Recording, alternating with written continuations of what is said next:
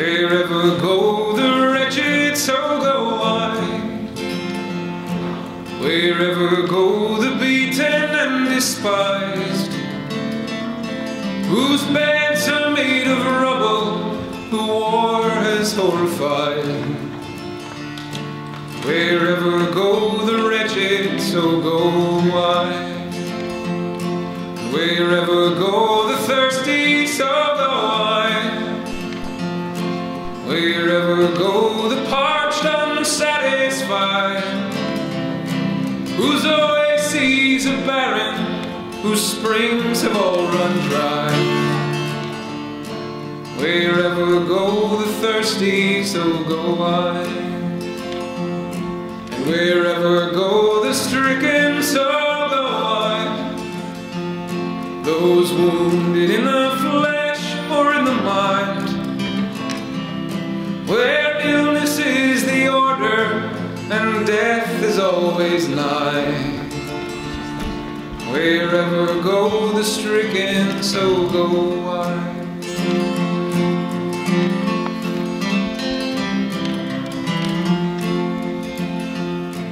Wherever go the rootless, so go I. The refugee and wandering exile, wherever legs are weary from endless dreadful miles. Wherever go the rootless, so go I. And wherever go the shackled, so go I. Be they within the dungeon or outside, where cruelty is rewarded and justice deemed a crime. Wherever go the shackled, so go I. And wherever go the naked, so go I. The cold and unprotected and defiled, where openness is shameful and truth undignified. Wherever go the naked, so go I.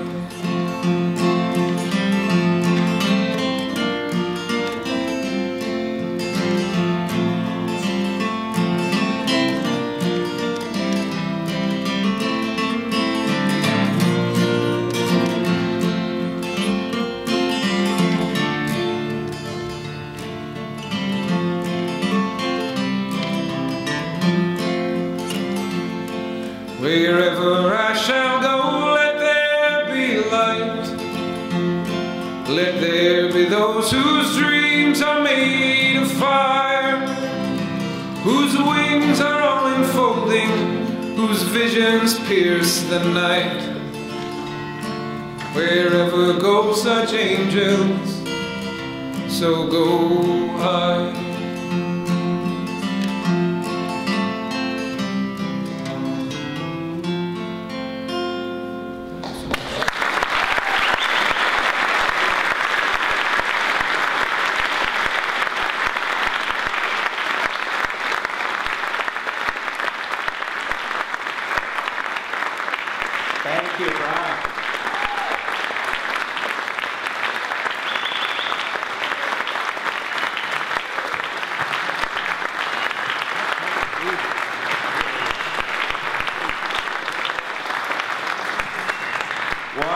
Thank you.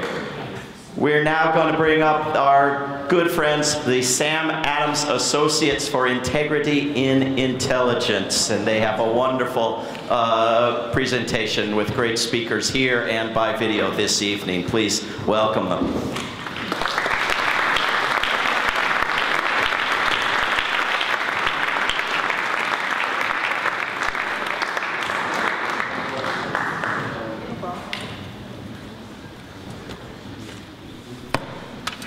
Thank you very much for that warm introduction.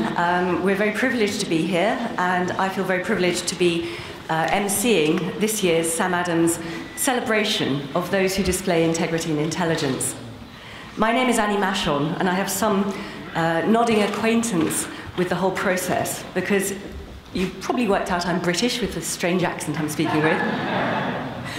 And in the 1990s, I actually worked as an intelligence officer with the British Security Service, MI5, for 6 years before resigning to help my partner blow the whistle on a catalogue of crimes committed by the British spies in the 1990s.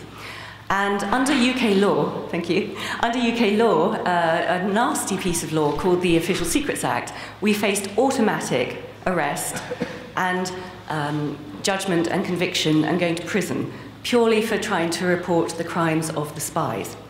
Now, this was in a fairly peaceful phase of our global civilization, where we had peace breaking out in the civil war in Northern Ireland. There was hope that the Palestinian cause might be resolved with the Oslo Accords. And yet, still at that point, even after the end of the Cold War, we saw so many things going wrong that we felt we had to go public and risk prison to do that. And in fact, we went on the run around Europe for a month instead and lived in exile and hiding for 3 years before David Shaler and I returned from France to face the music. And he went to prison twice in that process. I and many of our friends were arrested, and it was a very high price to pay. And that was the 1990s, as I said, where everything looked like it could have come up rosy.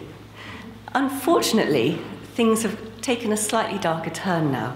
Post 9/11, as you all know, the gloves came off from the intelligence agencies, not least in America, but unfortunately closely followed by their willing enablers, the British intelligence agencies too.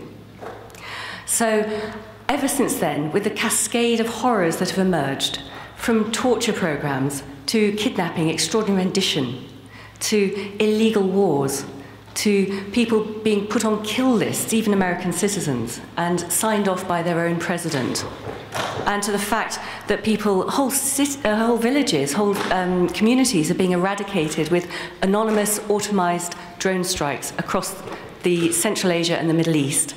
Things have never looked darker. Well, I thought that a few years ago. Now, of course, we have the whole ramping up of tension with Russia, the whole Russiagate issue, a new era of fake news, which is being used to censor us, we the people on the internet, not censor the fake news that is daily paraded across our mainstream media, and where the threat of nuclear war, nuclear annihilation, has never been as strong or as dangerous as it has been since I was growing up in the 1980s, where, you know, at school we were taught to duck and cover. In Britain, we were taught and shown lots of TV dramas and everything of the real threat of nuclear annihilation. I remember growing up terrified under this. Well, that in Britain, we had a strange obsession with the rabies as well, for some reason, but it might cross the channel like dangerous EU ideas. But joking aside, I don't think the world has been on the brink in quite this way since probably the Cuban Missile Crisis. It is terrifying to me, it's terrifying to many of us, and we're trying to work our way around it, trying to work out what we can do to counter it. And so it's with huge pleasure that I'm emceeing this Sam Adams event for those who do display that exemplary integrity and intelligence, who do try and say, enough is enough, we take no more, we want proper accountability, transparency, oversight, and we want that to be used to work for peace and the good of all, rather than destruction and the annihilation of life. So with that happy introduction, I would like to start by introducing Elizabeth Murray, who will be introducing one of the preeminent whistleblowers in the last few years. Elizabeth Murray is a former Deputy National Intelligence Officer for the Near East in the National Intelligence Council and a CIA political analyst for 27 years. Member in residence at the Ground Zero for Nonviolent Action in Washington as well. So please, Elizabeth, if you would take the pleasure to introduce a very special whistleblower.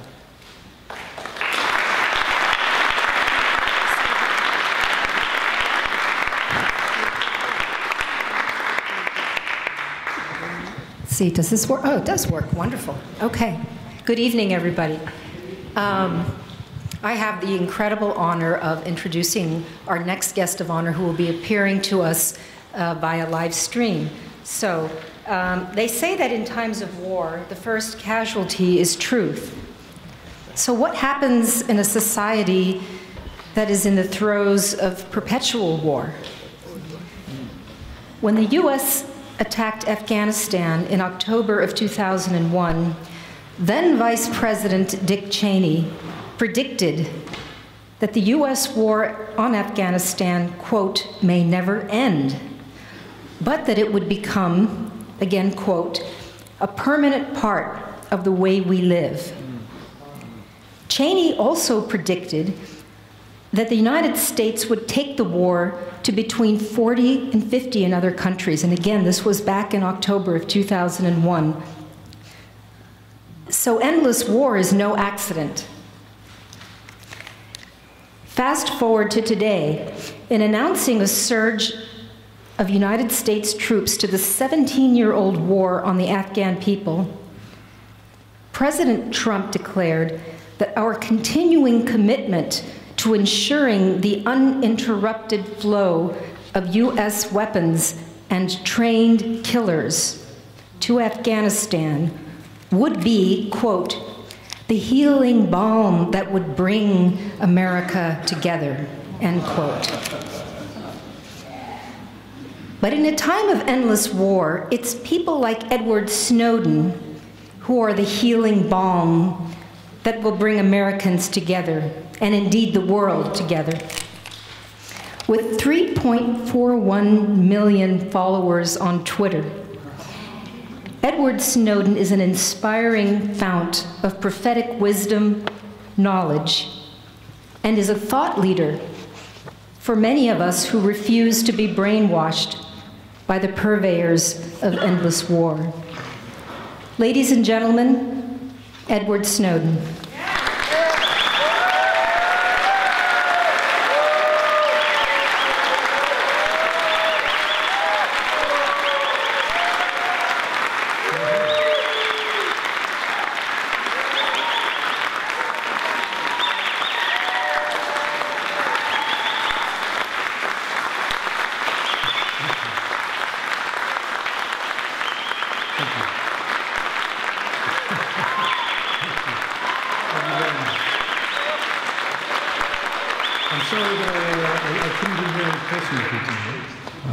I'm still having some travel plans that are causing problems. That has not changed in this administration. And I'm not sure if the possibility were there that I would accept a change under this administration. But we're not here to talk about me. We're here to talk about something far larger. And I've been told that I'm speaking to introduce a great American journalist. And congratulate him on his award. Now, whistleblowers and journalists are two sides of the same coin. One of us is rarely able to do their best work without the other. And this is never more important. Excuse me, I have a little bit of a cough. This is never more important than when traditional oversight really breaks down. When the things that we rely on, when the normal operation of our civil institutions starts to crack and experience great stress. Why is that? Well, it's because in theory, right, we have a system of checks and balances. We have this tripartite system of government where there is a careful, quite delicate balance by competing forces that argue against each other, that almost plot against each other on behalf of the public. The judiciary acts to restrain the executive. The executive cannot act without being empowered, in theory, by the Congress. You know, these things have been under pressure for a long time. And the question is, what happens when they don't work? Where do we truly draw our civic power from? Now, most people would say the vote, and this is how it should be. Theoretically, the government has no power but that which we provide. But when it comes to voting, and this idea that the government draws its legitimacy from the consent of the governed, well, consent is only meaningful if it's informed. But what does it do for us as a public? If we go to the voting booths and we don't actually know what it is that we're voting on, what does it mean if we are lied to as the public or deceived, even for the best of intentions, by office holders, by ordinary working line government employees? When each statement, each claim, each lie over time builds up to reduce the impact of our vote. Well, this, ladies and gentlemen, is where journalists come in. Because even if you have the best sourcing in the world, if you can't get the truth heard, the truth loses its impact, it loses its force, it loses its power to persuade, because that comes from a common understanding. And that is why, ladies and gentlemen,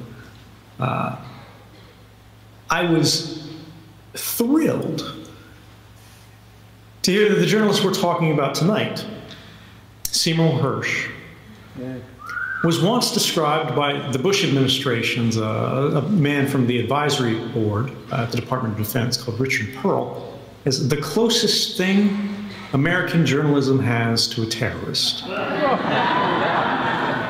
Now, with that coming from the Bush administration, I would consider that to be a high compliment. This man was responding to an accusation made by Wolf Blitzer, I believe. I could have this wrong. But it was during a news discussion about was sort of Saddam Hussein actually hiding weapons of mass destruction. And of course, this gentleman was saying, yes, of course, it was true. He had all of these missiles. He had all this sarin and anthrax and, WMDs. And if we didn't do something, if we didn't go in there and disarm him, it was going to be a terrible outcome. Now, when he was confronted with a report from that morning by Seymour Hersh that said, well, Mr. Pearl, Seymour Hersh is reporting that you have a conflict of interest, apparently, and that you are part of a corporation that stands to profit from this war. What would you say to that? And that's when Seymour Hersh became the closest thing American journalism had to a terrorist. Richard Pearl went on to say, Seymour Hersh, let's not talk about him. He hasn't done a serious story since the My Lai massacre. Now, this was in, I think, roughly 2003.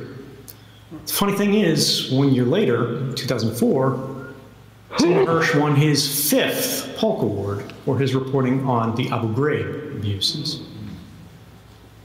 And this brings us ultimately to what do we mean by integrity in intelligence? Why do we honor this concept, and what is it that makes it worth honoring?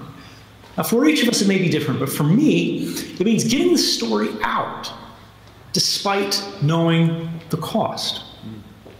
Now, that cost could be risk of prison. That cost could be reputational. That cost could be criticism. That cost could be your ability to work, to support your family. And these costs are all too frequently all too real. Now, when we talk about things like that famous My Lai massacre reporting, we get back into that central thesis, that twinned pairing of whistleblowers, sources, and the journalists who make those stories real.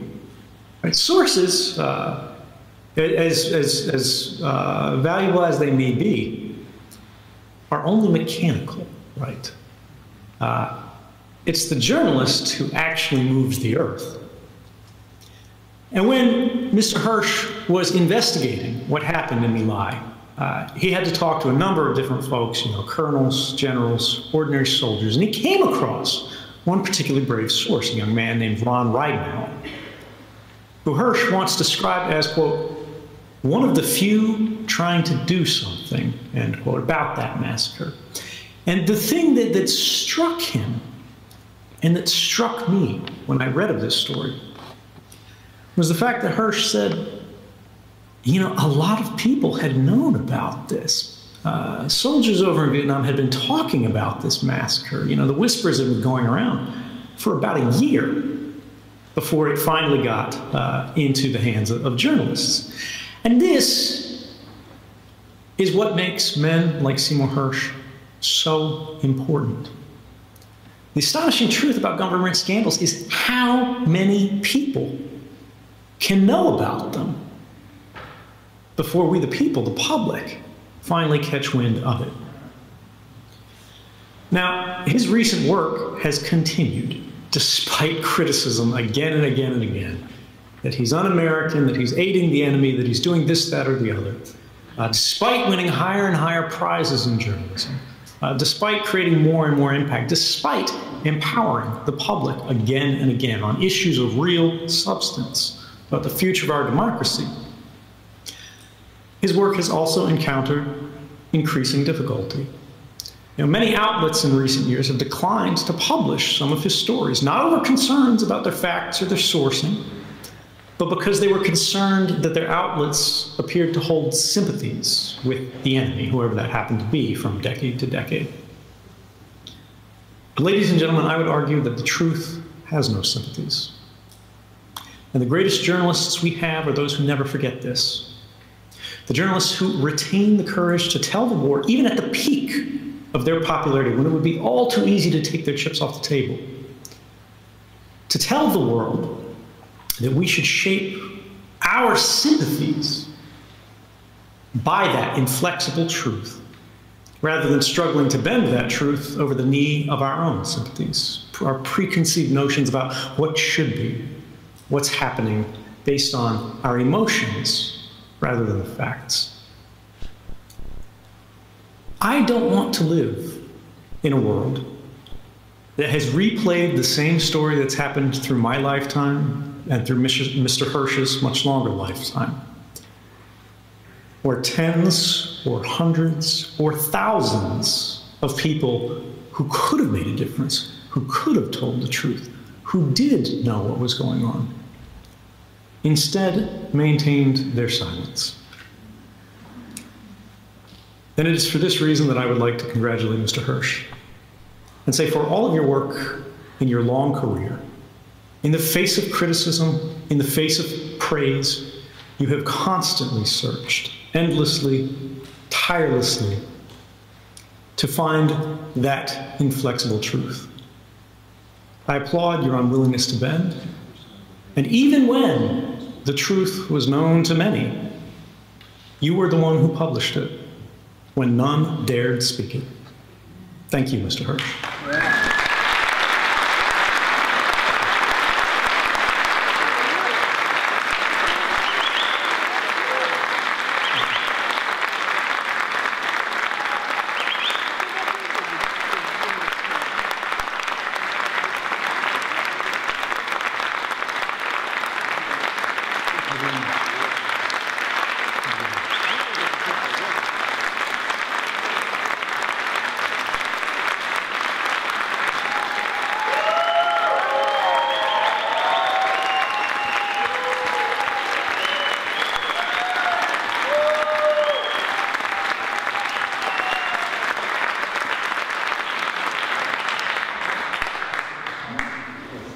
Thank you, Mr. Snowden, for speaking truth to power. And I would like next to introduce probably someone who is acknowledged by many of us whistleblowers as being the exemplar of setting the standard. And this will be Mr. Daniel Ellsberg, again by video link. And I don't think he needs an introduction, but I've been asked to read this out anyway in case nobody's heard of him. He worked on top secret study of the US decision-making in Vietnam that became known as the Pentagon Papers, which he photocopied and gave to the Senate Foreign Relations Committee, then to newspapers. Misconduct by the Nixon administration led to the dismissal of 12 felony counts against him. I think that's a slight understatement for what Daniel Ellsberg did and the standard he set for us all, but I would very much like to welcome him to this evening, tonight, if he is online. Or perhaps not. Here we go. Welcome, Mr. Ellsberg.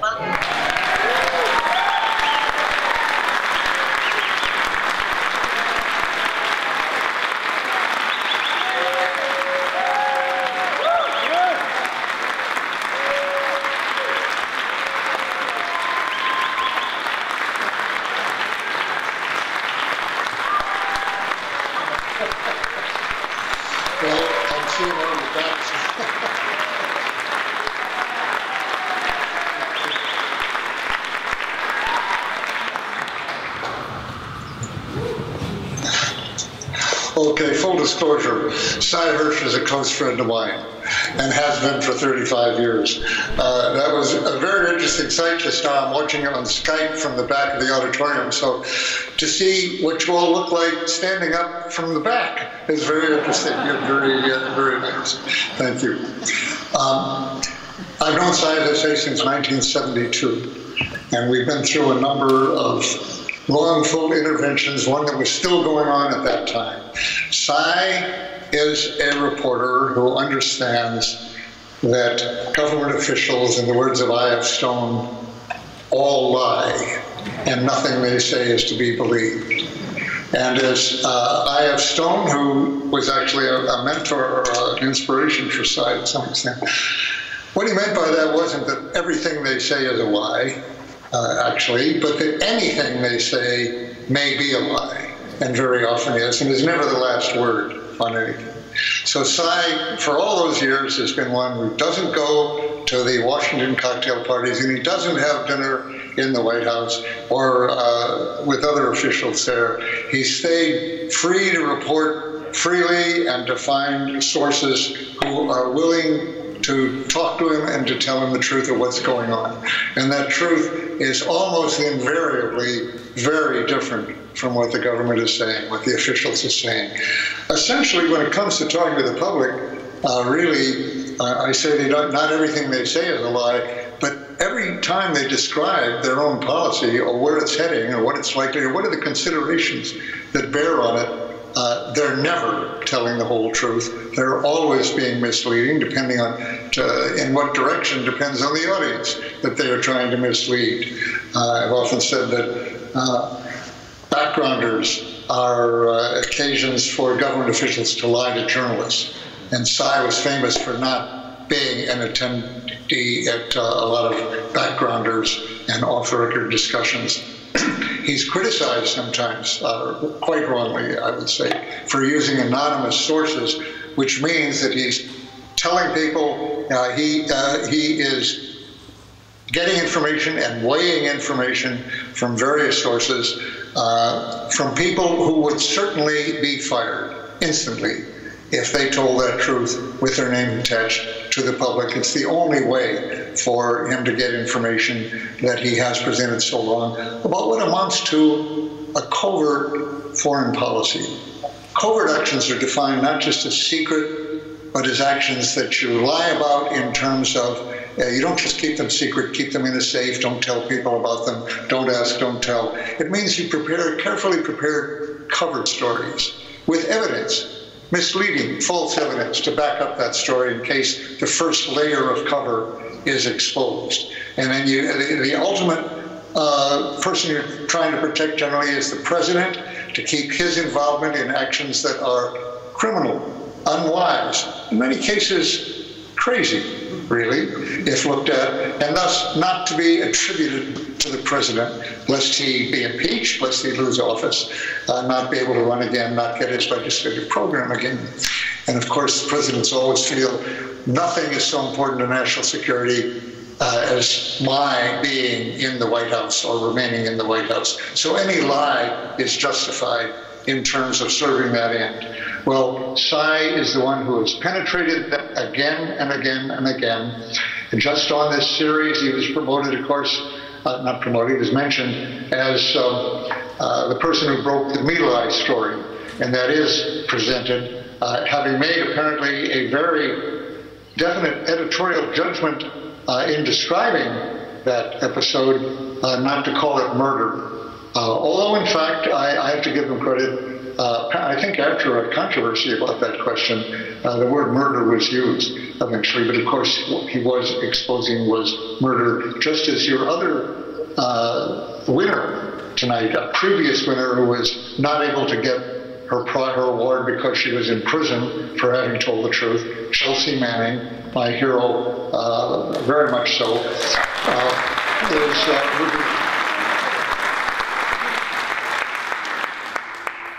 she was revealing of course, was put out by Julian Assange and WikiLeaks with the headline, collateral murder instead of collateral damage. And what she saw on the film and what she was describing was murder. I, as a former platoon leader, company commander in the Marine Corps, peacetime Marine, somebody who saw a certain amount of combat in Vietnam as a civilian, understood very well not all killing in wartime is murder, except from the point of view of a total pacifist. But otherwise, not all killing in war is murder, but a great deal of it is, in fact. And that's something we don't want to admit about our own officials, our own policies, our own troops. And to reveal that is often described as un-American, not being on our side. Cy is a kind of patriot, which I would say I became when I came to realize what my oath to the Constitution, as a Marine officer, as a Department of Defense official, a State Department official, what that oath to the Constitution and not to the President, not to the Führer, in effect, but an oath to the Constitution to support. And I realized what that really meant.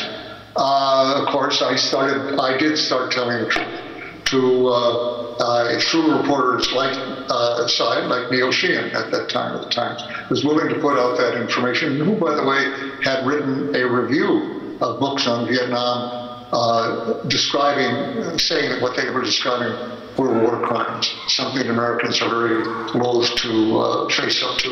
And when they do, attribute them just to the lowest possible level of responsibility, the trooper, the immediate troop commander. And of course, Callie, who Cy interviewed in that connection, was the single official who was convicted of anything in the murder of what they called several hundred, actually about 400 to 500.